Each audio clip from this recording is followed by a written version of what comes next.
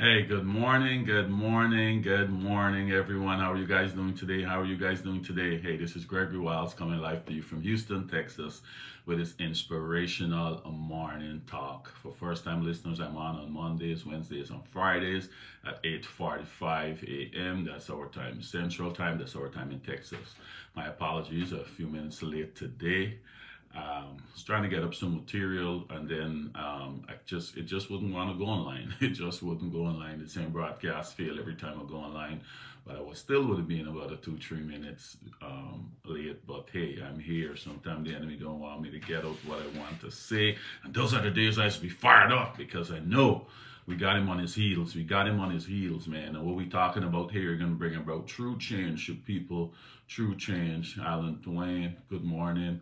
You can bring about true change for people, and that's what sometimes you don't want, right? But we on our end the year fast. We talking about because guys, I've been said this before every video because different people's going to listen every time, and I want to make sure this message get home is that the end of the year is going to come, December 31st. We can go to our church, we can tune into some broadcast for the people who like to start off the year like that, and we can hear in a lot of messages and tell you about this seed and throw this money, and the bigger you give and the year gonna go right for you, and the crossover seed and this one seed and the 2023 seed and the 2022 to 22, all these different things you're gonna be hearing, right? And like I'm saying, if God put it on your heart to give to whoever, you give, or if you think you want to give, but do not give it and then be disappointed that all the promises they tell you is going to happen because you give them money and it don't happen. And next year, in the same cycle, same seeds you're trying to plant and nothing growing. I'm trying to help people to do things that bring about those change. Or like we go and we're making these New Year's resolutions, and after 2 3 weeks, we right back in the same spot, doing the same things, the habits and stuff we're doing or trying to break, or we're back into the same situation, right? So I'm trying to shed a light on why some of these things happen, why some of these things happen. A lot of these stuff's got spiritual roots because you of yourself may want to do them. You may want to change from the behavior. You may want to save your money. You may want to, lots of stuff that you're trying to do, wherever you lose the weight, whatever it is. There's just the simple things I'm calling there, everyday things with people going, but a lot of different people going, got a lot of serious stuff in their life they want to change, and they generally want to change it, but they can't understand why. I was there, and that's what bring me into doing what I'm doing now. I was there, and then I understand this is deeper than just I want to change it. It's got a lot of spiritual roots, so that's why I take my time. And I doing this can come up to 3 years pretty soon, just to educate people who ever want to listen. I gonna tell them, what changes brought about for me, right? So today we want to look at, because there's many things you might ask, Gregory, why my fasting work? We did two so far. We talk about praying God's will, number one. You just don't go and ask them for anything what's outside of his will, because sometimes if you really genuinely going to him like your child, they might want to do a whole lot of things, but some of the things they want to do, you got to tell them no, right? No, no, no, no. But they might upset because they don't know. We're trying to protect them from their own dear child. They don't know. You got to experience, some of the parties they want to go, some of the things they want to do, and you say no, no, no, no, no, no. You don't give the upset because I can't allow my child to go and do this and then hurt themselves. Like I tell my son, I don't want to ever tell you I told you so. I'm not going to allow you to, especially life changing things that could really mess your life up. And I allow you to go it. And when it happens, I told you so. That don't profit me nothing. I know so. I got to prevent you from it. When you get old enough, you can come and thank me. But I don't want you to go and do that and then mess your life up. And then I get satisfaction saying, I told you so. You should have listened. No, no, no, no, no, no, no. Right? And that's what God do. We humble ourselves and we go to him and fast and pray for something, and he don't let it happen. And you must like, God in real. Why God? No, no, sometimes it's a good thing because it's not in his will for you. And lots of times, he said, there's a way that seems right to us, but it ends in death and destruction. So Sometimes we don't go to him with what we want. We just force ahead and do the things that we want to do, and then we end up in a lot of trouble. Just realize we make a lot of bad decisions that can ruin us, right? So that's what we're trying to do. We're trying to find out some of the things why my fast would not work, or why my prayers is not working in general, right? We talk about praying God's will, right? And we talk about a big one the last time there is about forgiveness. That's going to block anything. That's a barrier between you and God. Unforgiveness, if you don't want to forgive, right? We talked about that in the last one. So now what we're going to talk about here today is some of the things that happened in the past that we don't even know about that can affect us, right? See, I'm trying to give the whole big circle, right? Things that you need to consider. A lot of these things you need to consider, right? So today we can talk about some stuff that happened in the past that we don't even know about, and it's affecting us today. And we like, God, I'm doing all you asked me to do, and why it's still happening to me. That's what happened to me. I was doing everything I know possible until I don't seek and dig deeper, and I was pointed and, start learning until I find out what was what. So let's look at this scripture. Let's look at this stuff here. We can first look at Joshua, the book of Joshua. We can read about Joshua 9, primarily from Joshua 9. I'm not going to go through the whole thing. I'm going to take parts of it because for sake of time, and show you something will happen, and then approximately about 400 years after, how it still affected the house of the nation of Israel due to a covenant that Joshua made, right? So we can start from here. And first starts from Joshua 9. I'm going to read from 3 through 6. Then I'm going to go from 14 through 18, then 22 through 26, just for the sake of time. But you could read the whole book of Joshua 9 and get this full story and all the details. So I'm going to restart from Joshua 9, 3 through 6, and start reading for us, right? But the people of Gibeon heard about what Joshua had done to Jericho and Ai. First of all, remember when they first go into the promised land, Joshua lead them into there. Moses didn't go. He destroyed the city of Jericho and Ai. Was big nations. God pretty much handed them over to Joshua. So these people of Gibeon heard about this. So they said, okay, we are next, and we're much smaller than these people. If he defeat Jericho and Ai, we're smaller than them. He's gonna, smash us pretty quickly. So we got to go on the offense to save our lives. So here what to do. So they decided to trick the Israelites. They packed supplies as if they were going on a long trip. They loaded their donkeys with old sack and old wineskin. The wineskin were cracked, but had been mended. They put worn out sandals on their feet. Their sandals as being patched. They also wore old clothes, and the bread they took along was dry and molded. They went to Joshua in the camp at Gilgal. They spoke to him and the Israelites. They said, we have come from a country that's far away. Make a peace treaty with us. So what are they doing? They're trying to trick them. Look like they come from far. So they get these old sandals. They left the bread for a long time to get molded. And they took on the oldest of clothes, looked like they was traveling for such far distances, and every stuff, this stuff gets so old because of how long they was traveling, right? And they wanted to make Joshua make a peace treaty with us to save their lives, because they know they're next on the list for Joshua to invade and kill, right? So the Israelites said to the Hivites, but suppose you live close to us. If you do, we can't make a peace treaty with you. So Joshua was saying, hey, suppose you live right next door to us and you're the next people we got to invade. We can't make a peace treaty with you because God tell us to wipe you out. But if you read the whole thing, they can say, yeah, we heard about your God, all the good things your God is doing, and we want to serve your God. That's why we want to make a peace treaty, right? If you're going through the whole thing. But Joshua's saying, man, he kind of had a little suspicious. A sense of discernment was coming on. He said, but if you live close to us, are you trying to trick me? You see, sense of discernment. But here's the mistake he made, right? He said, if you live close to us, I can't make a peace treaty with you because you're the people that God tell me to kill. All right. So, we'll serve you, they said to Joshua. So they're telling Joshua, if you find out this was a lie and we're tricking you, we'll serve you. We're going to serve you. That's how confident we are that we're not lying to you. If you find out this is a lie, we'll serve you. Joshua said, okay. Then the Israelites look over the supplies. I'm reading from 14 now. I jump from 8 to 14. The Israelites look over the supplies those people had brought, but they didn't ask the Lord what they should do. See, that's where Joshua make his mistake. And that's why I'm telling you right now. we got to go to God. God, he said there's a way that seems right to us. We got to put everything to him and ask him. Because you see, like this, if Joshua, they only go to God and say, God, you know, I don't know. These people, this bread look old, the sandals look worn out. All of this stuff look like it appears to be to come from a distance. But God only, you know, show me a sign. Is this people come from what is saying is true? And God would have shown him differently, right? God would show Dale Brown, good morning, good morning. How are you doing, cuz? So God was, but he did not go to God and inquire of God, but right? So that's his mistake, and that's what I'm trying to tell people. Let's avoid that. We going to him and we asking him, and all this fast, what's going on with us, right?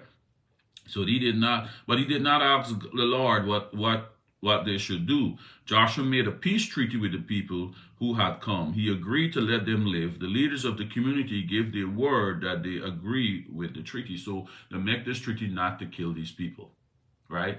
The very people God said to kill. But Joshua didn't go to God. He go ahead, it's okay. I look at this bread, and this is what we do a lot. And that's why I'm saying we got to pray in God's will. Because something will look one way to us. The house we want, the husband, the wife, the person we're looking at, we just seeing all the beauty, the outward beauty. But God saying you don't know what's inside. Come to me and ask me if this is a car to you. If that's the person I have for you. If that's the house you should buy. Because you, like I said, you don't know what's going on. Who owned the house? What they did in the house. It looked just beautiful and pretty. It got the amount of room. It got the size kitchen that you want. It got the master bedroom that you like. And this is the perfect place. And God saying, no, it's not. Yes, physically we got what you're looking for, but you're going there, you're not going to enjoy it. You don't know what went down in the house. You don't know what's planted in the foundation. You don't know. So that's why God bring it to me, just like Joshua. This bread look old. These people appear and come from afar, but it's a trick. But anyhow, so the Israelites are 16 right now. This is Joshua 9:16. So the Israelites made a peace treaty with the people of Gibeon, but 3 days later, they heard that the people of Gibeon lived close to them. So now Joshua find out he got tricked. 3 days later, he found out he got tricked, but he done make this covenant, right, with them. He done swear that he wouldn't kill them. Right. So the Israelites started out to go to the cities of those people. On the 3rd day, they came to Gibeon, Kerad, Berad, but they didn't attack those cities. They didn't attack the cities, right? That's because the leaders of the community had given their word and made a peace treaty. Given their word and made a peace treaty with them. They had given their word in the name of the Lord, the God of Israel. So the leaders said, no, Joshua, you cannot do these people. No, you don't make a treaty with them. You tell them you're not going to kill them. So don't get upset now. I know you're upset, but you cannot touch them. You don't make a treaty with these people. You didn't take it to God. So now you're stuck. We can't do them anything. We got to let them live. All right, so Joshua, okay.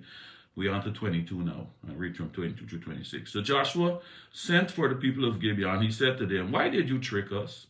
You said we live far away from you, but in fact you live close to us. So Joshua asked him, man, why you guys trick me, man? Why you trick me? So here the people can answer why you trick me. So now you are under a curse. You will always serve us. You will always cut wood and carry water for the house of the Lord. So Joshua, you're under a curse. Can you put yourself under this curse? Can you remember back in verse 8, the people said, if you ever find out this is a lie, Joshua, we'll serve you. If you find out this is a lie, we'll serve you. So Joshua found out this is a lie. So he got it right to make them serve him right now, right? So he said, you're gonna serve us pretty much. Then they answer in Joshua question, why the trick Joshua now? So they answer Joshua, we were clearly told what the Lord your God had commanded his servant Moses to do. He commanded him to give you the whole land. He also ordered him to wipe out all the people to make room for you. So he said, I know God give the command, Moses, the command to wipe all of us out. I know that. That's why we trick you. We just want to save our lives. We don't care if we serve you. We still got life. We still live in, right? He commanded him to give you the whole land. He also ordered him to wipe out all his people to make room for you. So we were afraid you would kill us. That's why we trick you. We are now under your control. Do to us what you think is good and right. People say, hey, that's why we do it. You do to us what you think is right. I mean, where there's life, there's hope. We just trying to save our lives because we know you'd kill us. I just set the stage right there to show you agreement with Joshua make 400 years ago. And I'm trying to say some things our ancestors might do 400 years ago, 100 years ago, could still affect us today. So let's fast forward this now. Remember, Joshua made this agreement here with the Gibeonites to save their lives, right? He made this agreement to save their lives. So let's fast forward. So the part of it in 26, it says, so Joshua saved the people of Gibeon. He did not let the Israelites kill them. That day he made them cut wood and carry water. They had to serve the community of Israel. They also had to do work concerning the altar. Anyhow, Joshua tell the people, we can't kill these people. We can just make them serve us. They can be our servants. They can do all the heavy lifting for us, right? So now let's fast forward approximately 400 years down the line. And that's what I'm trying to show you. Why when we go to the fast, things that will happen could still affect us. And you wonder why you can't change a certain behavior, why this happening to me, why I can't get married, why I always, every year I'm saying I can save money, I can save money, I can do better, and you still can't save money, you're still in poverty. Why I so beautiful, I got all my degrees, why I can't get married, God? I look at, any man would want me, but you can't get married. Likewise, a man or a certain family, people going to jail all the time, and you praying. A lot of these trends you look at, right? You don't know why, right? But here, let's go on and see how King David handled this, a little different to how Joshua handled his situation. Right? This is 2 Samuel 21, 1 through 9. 2 Samuel 21, 1 through 9. Right? We can read here. This is when the reign of David. It said David avenged the Gibeonites. Then there was a famine during David's reign that lasted for 3 years. So David asked the Lord about it. And the Lord said, so David said, man, this famine going on a little too long, God. I know some seasons happen, but this season going on a little too long, God. But see, David is a man after God. David know what to do. That's what I'm trying to say. We need to be like David. We need to go to God and ask him, God, why am I going through this stuff that I'm going through year after year after year? Why am I going through? Why every year I say I want to break this habit or stop doing this thing or get more funds or whatever it is that I'm going every year, I'm making this resolution and I'm back in the same situation. Let's do like what David do. God, let me take it to God and ask him why this stuff is happening to me. Because it's probably stuff that I don't know, right? And if you don't know something, you can't correct it if you don't even know what to correct. So look what David did. So then David asked the Lord about it. And the Lord said, the famine has come because Saul and his family are guilty of murdering the Gibeonites. Remember Joshua 400 years ago make a promise that he wouldn't kill the Gibeonites. But Saul killed the Gibeonites, and that whole thing come on the whole house of Israel. Right? That curse come on the house of Israel, the famine in the land. But see, David, if David didn't inquire the Lord, they would have gone on in a famine for years and years and years till they probably killed themselves out. And they had no more food. But David knew is a man of the Lord. David said, let me take this to God. Let me take this to God and ask him. All right? So God tell him what happened. So let's go on. We're in 2 Samuel 21, 2 now. So the kings among the Gibeonites, they were not part of Israel, but were all that was left of the nation of Amorites. The people of Israel had sworn not to kill them. Remember, the people of Israel had sworn not to kill them 400 years ago when Joshua made the treaty with them, right? The people of Israel had sworn not to kill them, but Saul in his zeal for Israel and Judah had tried to wipe them out. David asked them, what can I do for you? How can I make amends so that you will bless the Lord's people again? So now the power's in these people's hands. David, the king, got to go to them and ask them, how can we make this right? I know 400 years ago I had nothing to do with this treaty, me nor you, had nothing to do with it, but my people had made a promise to your people that we wouldn't kill them. Now, one of our kings going to kill them, so we at your mercy. A covenant was broken, and I got to do whatever you ask me to do to make this right. Whatever going to please you to say, well, you make this stuff right, I got to do. So this, in a nutshell, we're going on. David go to them people and say, hey, none of us was here, but we got to handle this now, bro. Let's just settle this, right? So when the people said, I'm reading from the NLT translation, he said, well, money can't settle this matter between us and the family of Saul. The Gibeonites replied. The Gibeonites said, well, King David, I don't want money. Money is not going to settle this. Nor I don't want to kill any Israelite. because they held up the end of the bargain all this time, right? He said, neither can we demand the life of anyone in Israel. What can I do? David asked. Just tell me and I'll do. David said, okay, you don't want my money because I was willing to offer you as much money as you want. What's going on? The people say, well, we don't want no money. We just don't want to demand the life of any other just Israelite, because the Israelites in a whole was doing their part. Then he said, what can I do? Then they replied, it was Saul who planned to destroy us to keep us from having any place at all in the territory of Israel. So let 7 of Saul's sons be handed over to us, and we will execute them before the Lord at Gibeon on the mount of the...